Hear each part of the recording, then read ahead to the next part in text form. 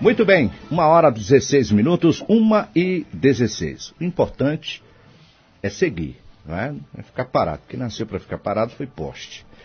Bom, Luiz Coutinho, vice-presidente da Comissão de Direitos Humanos Nacional e diretor da Escola Superior de Advocacia da OAB Seção Bahia, está aqui com muito prazer. Recebemos aqui, vamos bater um papo com ele a respeito de maioridade penal, direitos humanos, né, a questão do presídio, enfim, assuntos ligados a este tema. E nós perguntamos já no comecinho do programa, você é contra ou a favor? E se quiser justificar, ótimo. 9121-0050. Mande seu áudio e dê sua opinião. Bom, está aqui o vice-presidente da Comissão de Direitos Humanos, Luiz Coutinho. Tudo bem? Boa tarde, seja bem-vindo. Boa tarde, Edson Santarino. Boa tarde, Oswaldo Rodrigues. Boa tarde, ouvinte da Rádio Vida FM. É uma alegria estar aqui com vocês para a gente poder conversar um pouco nesse programa Cidadania e Vida. Bom, o que caracteriza a maioridade penal e na sua visão, por que esse assunto está assim aflorado, né? Está enfervescido na sua visão? Edson, o Código Penal brasileiro estabelece que apenas os maiores de 18 anos são responsáveis penalmente. E, além disso, o Estatuto da Criança e do Adolescente determina que os menores de 12 anos são absolutamente inimputáveis.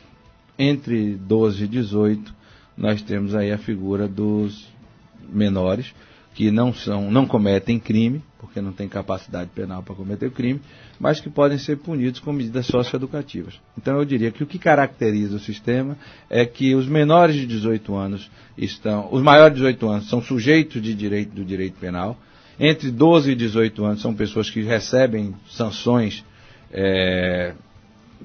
não penais, mas que são limitadoras da sua capacidade, e os menores de 12 anos, esses sim são absolutamente irresponsáveis sob o ponto de vista penal. Muito bem, então são 3, vamos dizer assim, fases, né, onde se atua. Agora, por que a população, a imprensa, os juristas estão tão, assim, eufóricos em debater e, acima de tudo, a definir se pune ou não um menor infrator de forma, né, mais rígida? Me parece, Edson, que é exatamente esse discurso panfletário.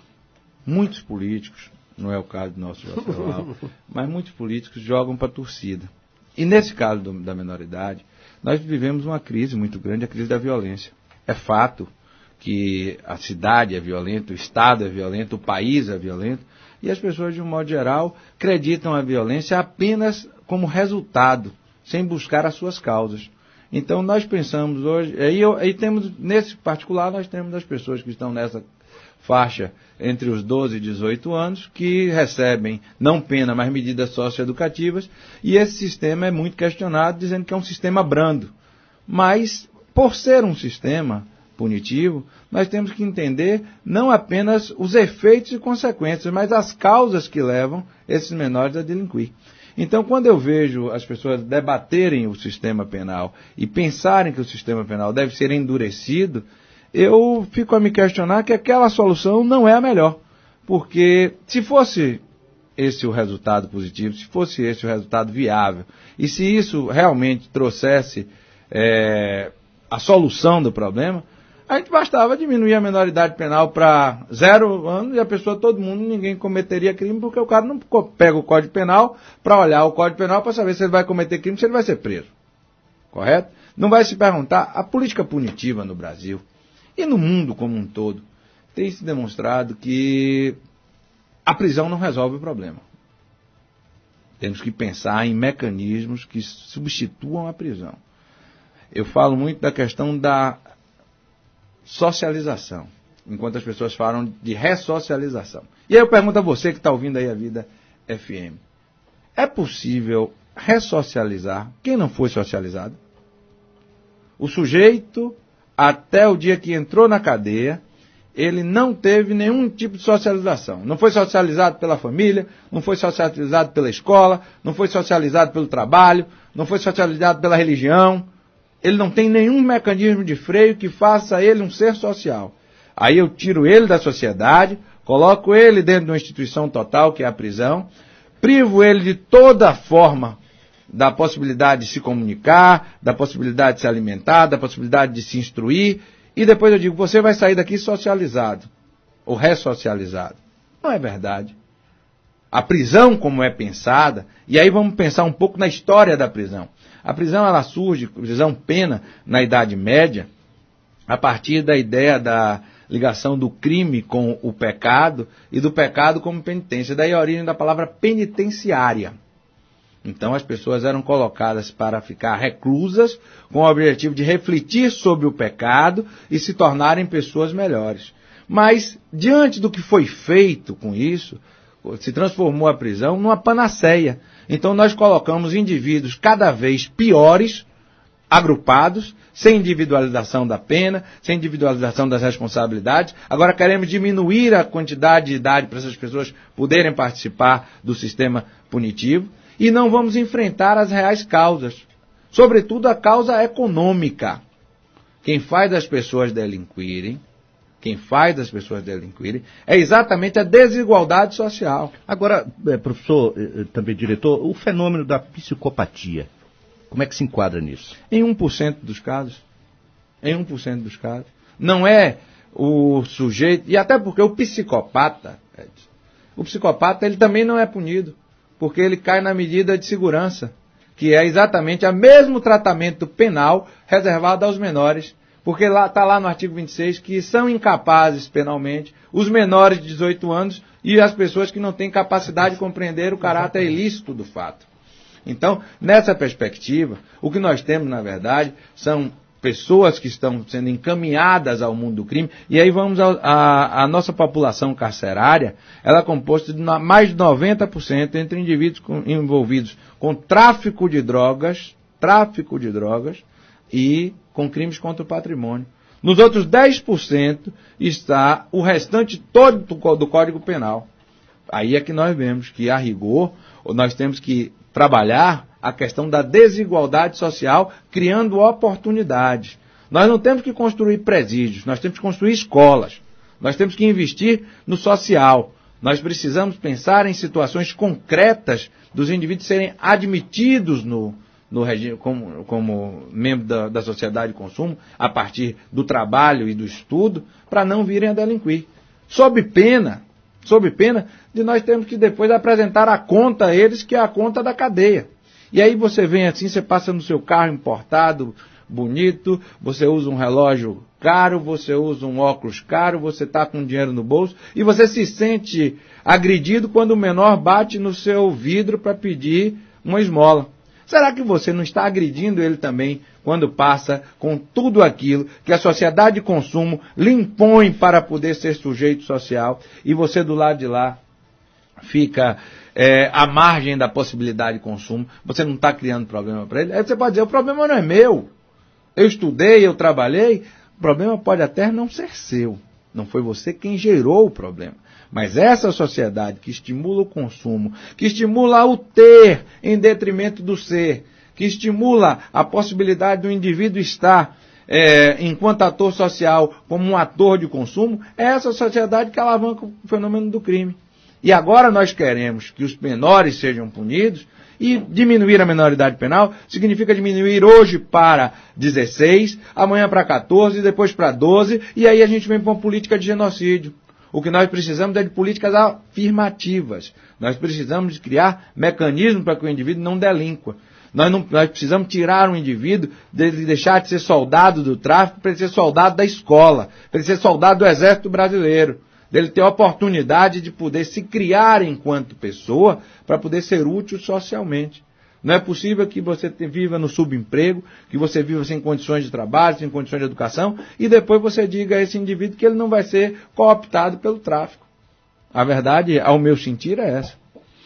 Edson, pelo que nós estamos vendo, e aí eu agradeço não me incluir no meio daqueles políticos que jogam para a torcida, pelo fato de há muito tempo a gente já vem aqui denunciando, não só no Cidadania e Vida, na própria Câmara de Vereadores, no Congresso Nacional, estive na audiência pública para debater a redução da maioridade penal, e em todos esses momentos, eu não consegui ver uma justificativa que a gente pudesse até se enganar, Luiz Coutinho. Às vezes a gente quer se enganar, às vezes não deve ter aí alguma coisa que nos garanta uma justificativa para a redução da maioridade penal. É um engodo, é uma palhaçada que estão fazendo para tentar fazer com que a população sinta que existe Congresso, que existe poder público, que existe uma tensão para com o caos que nós estamos vivendo na segurança pública do nosso país. E aí vão dar respostas evasivas, respostas que vão piorar a sensação de insegurança. Porque depois da redução, as pessoas vão parar e ver, não adiantou, não resolveu o problema. E aí, quem controla essa população?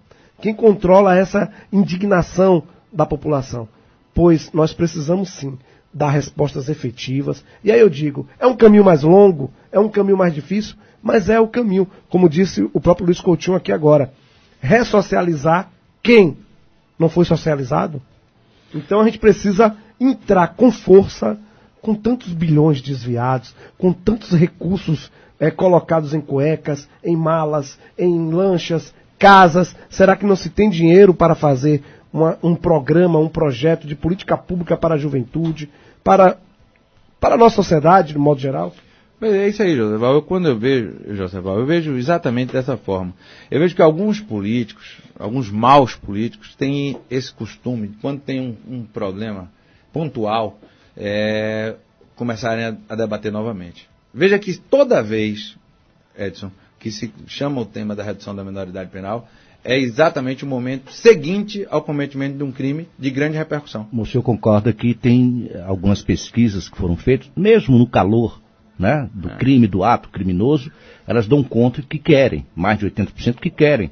Que exatamente, porque é o discurso que é publicado, Edson, a partir do senso comum. Não se busca a origem do problema. Se pega no calor da discussão, é lógico. O maior exemplo que nós temos está na questão da condenação de Cristo. Quando colocaram Cristo em frente à população e deram à população para escolher quem seria solto e libertado, ele ou Barrabás, a comunidade escolheu Barrabás. Porque o que acontece? A construção de um processo de conscientização é longa. E é muito mais fácil, seria muito mais rápido para mim fazer um discurso aqui, e talvez estivesse agradando até mais gente aqui, mais gente está ouvindo nosso programa, dizendo que eu era a favor da redução da minoridade penal. Porque mais de 80% da população tem se manifestado. Só que quando você fala nisso, Edson, você esquece que a maioria dessas pessoas que está pensando são pessoas que vão ser vítimas do sistema penal. E o que me chama a atenção, sobretudo, e que não me convence de forma nenhuma, é exatamente a ideia de diminuir a minoridade penal sem um projeto concreto para o que fazer com esse menor. Que talvez o mais importante, Joseval, é exatamente você pensar o que você vai fazer com o menor. Porque nós já temos hoje, no sistema penal baiano, nós já temos hoje 14 mil pessoas presas, onde só cabem 12 mil pessoas. Tivemos aí vários problemas, outros problemas mais recentes, que estão acontecendo no sistema penitenciário, porque não tem lugar para botar as pessoas. Não tem agentes, não tem cela, não tem equipamento de segurança. Você vai me dizer o seguinte, eu tenho aí mais pessoas para poder colocar no sistema punitivo. E você vai fazer o que com essas pessoas? Onde é que essas crianças vão, esses adolescentes vão ser colocados à parte? Nós criamos aqui um presídio chamado Presídio de Jovens Adultos. Começou muito bem, que era a ideia de pegar o indivíduo entre 18 e 24 anos e deixar ele segregado, em separado, para não se misturar com os demais. Esse presídio agora já não funciona dessa forma. Já está acolhendo todo mundo. E o grande problema penal é a questão da individualização da pena. O sujeito só pode ficar preso com pessoas que têm as mesmas características dele. Enquanto você estiver misturando estuprador com assaltante, assaltante com traficante, traficante com estelionatário, você vai estar fazendo daquilo ali a universidade do crime, em que o sujeito entra porque praticou um pequeno delito, e depois daquilo ali, depois de um tempo, ele se especializou, porque ele não sabe como é que faz a saidinha bancária. Mas o que está lá preso, corpo parado é a oficina do diabo. Ele tem o dia inteiro para poder maquinar. E aí ele chega, mas rapaz, como foi aquele negócio? Como foi que você fugiu? Como foi? Quantas vezes você fez? Onde foi que você conseguiu a arma? Como é que você conseguiu o explosivo para poder depois fazer o ataque ao banco? Como é que você faz isso? Como é que você faz aquilo? E aí é uma troca constante de informações. De conhecimento, de informação, de experiências. Ou você individualiza e coloca cada macaco no seu galho, cada um setorizado, cada um tendo o seu espaço na cadeia, cada um tendo a sua característica de atuação, ou você vai continuar transformando a cadeia, você vai continuar transformando ela na universidade do crime. Bom, a gente volta ainda a conversar com o Luiz Coutinho. Nós temos uma pergunta do ouvinte, por favor. Vamos lá, Maiara. Boa tarde a todos da Rádio Vida. Eu queria ouvir o comentário aí do preposto da OAB, se a OAB vai fazer algo contra a SEAP, Secretaria de Administração Prisional, que autorizou na última sexta-feira a entrada de vários visitantes nos módulos da PLB, Penitenciária Lemos de Brito, sem a revista de pertences e revista corporal, evidenciando assim a entrada de todo tipo de armas, drogas e ilícitos no interior das unidades da Penitenciária Lemos de Brito. Ok, essa é uma pergunta, o senhor responde daqui a pouco, tá bom, diretor? Tem mais, hein? O senhor concorda que isso seria essa questão de rever essa posição política quanto à punição dos jovens? Uma questão de a longo prazo, e esses que cometem, os que estão agora, né? E plebiscito, consulta popular, o senhor concorda? Discordo. Pronto, o senhor termina de responder, depois do intervalo a gente volta já já. Bom, plebiscito, consulta popular para, né, maioridade penal. O senhor concorda que a população seja ouvida, seja consultada, se quer ou não quer esse modelo? Diretor? Eu acho que deve ser, Edson, como eu dizia, eu discordo com relação ao plebiscito, porque penso que a população está sendo empurrada para decidir dessa forma.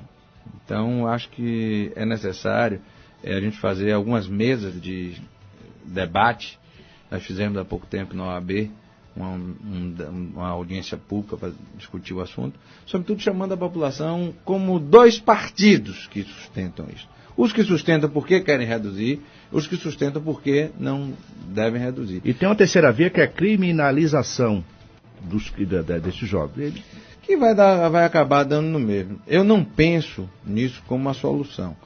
Eu sei que posso até ser voz vencida num determinado momento, mas eu, como disse antes, eu me preocupo com o problema social, buscando muito mais a causa do que as consequências. E quando a gente diz que vai reduzir, a gente vai ter uma população de menores expostas a condições sub-humanas que estão no sistema penitenciário e se profissionalizando no mundo do crime.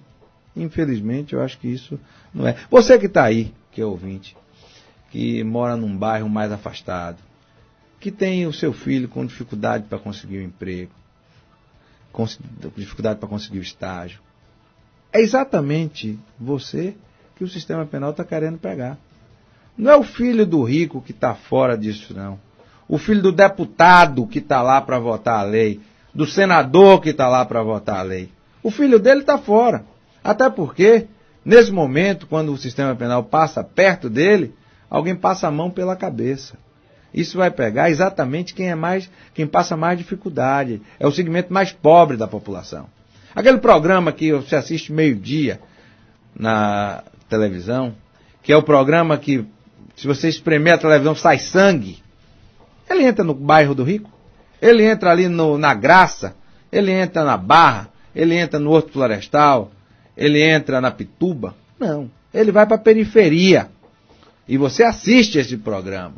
E quando você assiste esse programa, devia estar ouvindo a Rádio Viva, que é exatamente no mesmo horário, que é a hora de você ouvir o que a gente está discutindo. Porque esse programa, ele pega exatamente a parcela da população que está sendo convencida pelo discurso do medo e do terror. Porque esse é o discurso do medo e do terror, que é o discurso que vende jornal, que vende revista, que vende audiência, que vende comercial. Eu tenho uma campanha que eu já venho sustentando há algum tempo, inclusive falei isso no evento na ABI outro dia, e as pessoas gostaram. Vamos boicotar todos os produtos que forem anunciados na televisão nesse horário. Quem fizer sensacionalismo com a miséria do povo, quem propuser medidas para poder atingir a população mais pobre e sob o discurso punitivo, deve ter seu produto sem vender. Não compre. Porque, na verdade, o que é a televisão? A televisão é um grupo de comerciais intercalados por programas. Na verdade, o interesse maior é exatamente no comercial. E aí você coloca, quanto pior for a qualidade do que está sendo produzido, é o momento que o sujeito consegue vender mais, porque atinge mais... remédio. Exatamente, atinge mais pessoas. Mas esse contexto aí que se fala na questão da redução da minoridade penal, não é que eu quero passar a mão pela cabeça de ninguém não, gente. Pelo contrário, eu sou partidário da ideia de que as coisas devem ser discutidas a fundo. Mas a gente tem que discutir, antes de mais nada, a questão da desigualdade social e as ações afirmativas para poder tentar incluir. Enquanto você não der oportunidade para incluir, você não pode cobrar a conta. O Estatuto da Criança e do Adolescente, Edson, ele é de 1990. E o Estatuto da Criança e do Adolescente diz que o sujeito tem direito à habitação, educação, lazer, moradia, tudo isso está assegurado ao menor. Nada disso foi efetivado até hoje. Como é que eu quero agora dizer, você que não teve do Estado todas as medidas do Estatuto da Criança e do Adolescente, agora você vai para a cadeia.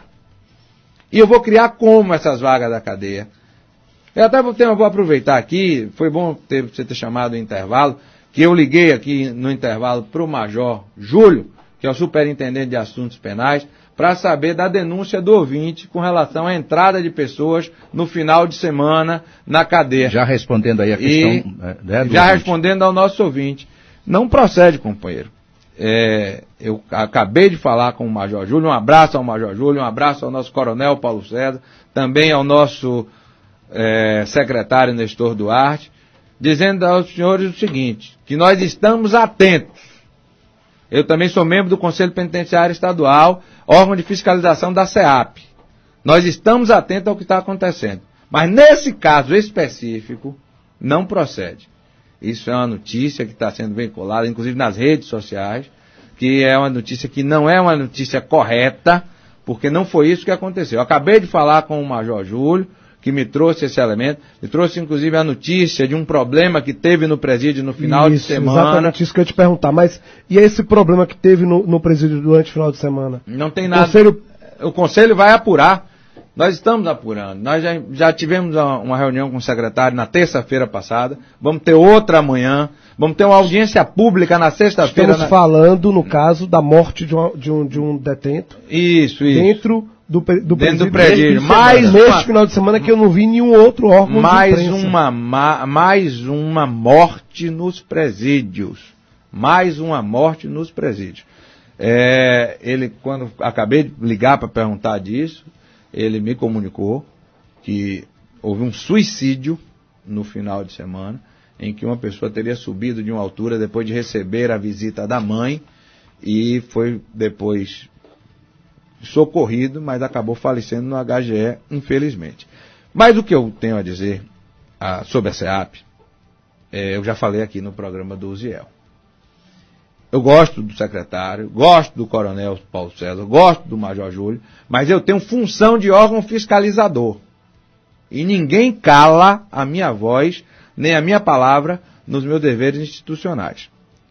Eu estou muito preocupado com a questão de Feira de Santana, que se repete em outros lugares. Aconteceu agora em Porto Seguro, uma fuga dentro do presídio. Aconteceu, temos problemas sérios em Itabuna. Eunápolis parece também. Eunápolis também. Que são problemas de um sistema podre. O sistema penitenciário é falido, o sistema penitenciário baiano é podre. E, infelizmente, o governador do estado, o governador Rui Costa, pouco tem feito com relação a medidas concretas para solucionar o problema.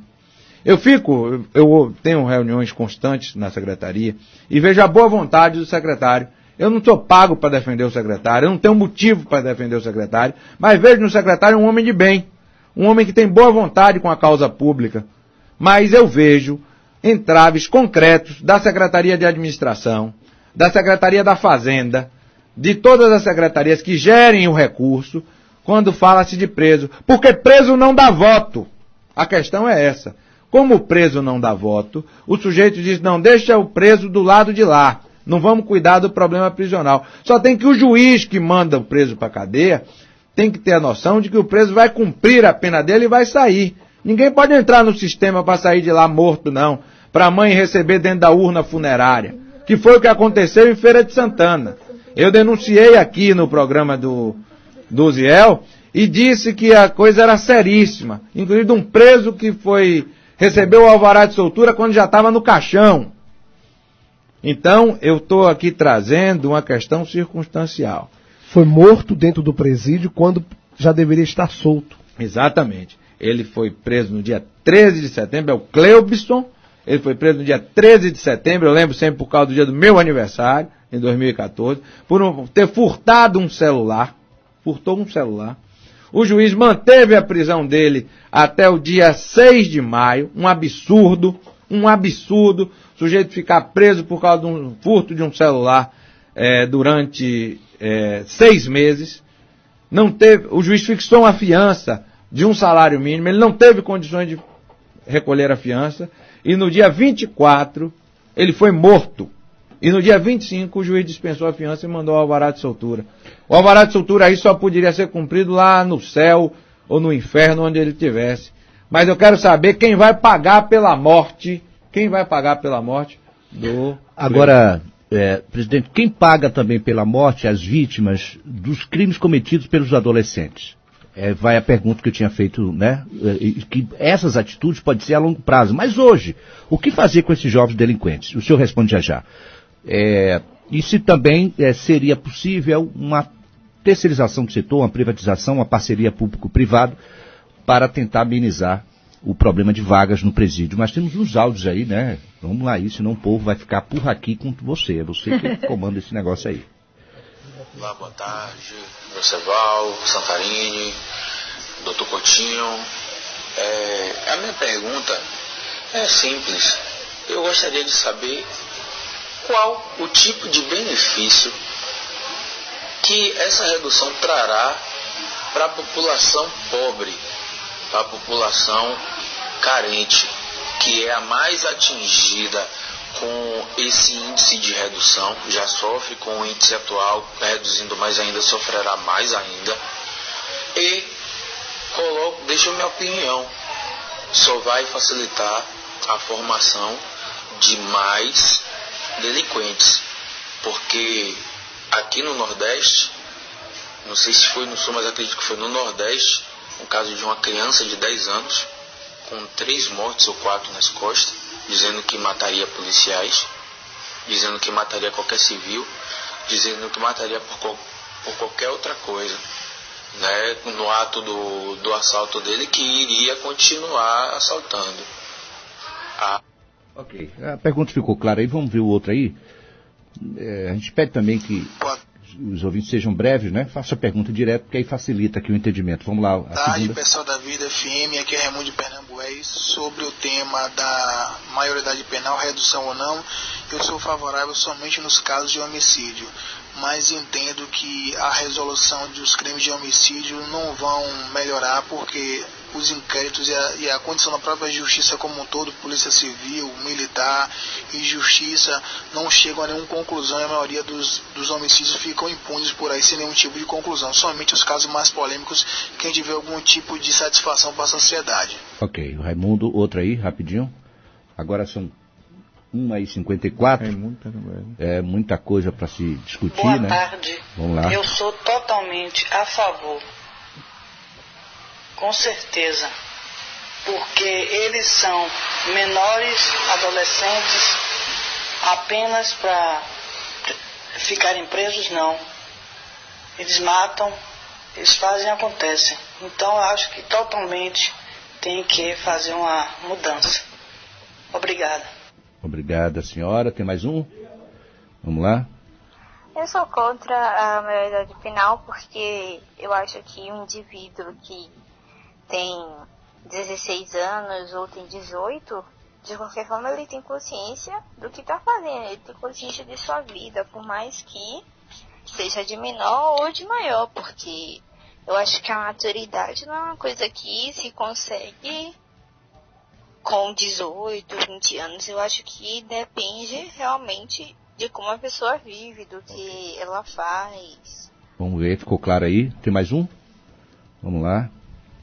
A questão principal não é a redução da maioridade penal em si, mas alternativas que o Estado vai procurar para acolher essa população carcerária que vai aumentar caso aconteça essa redução.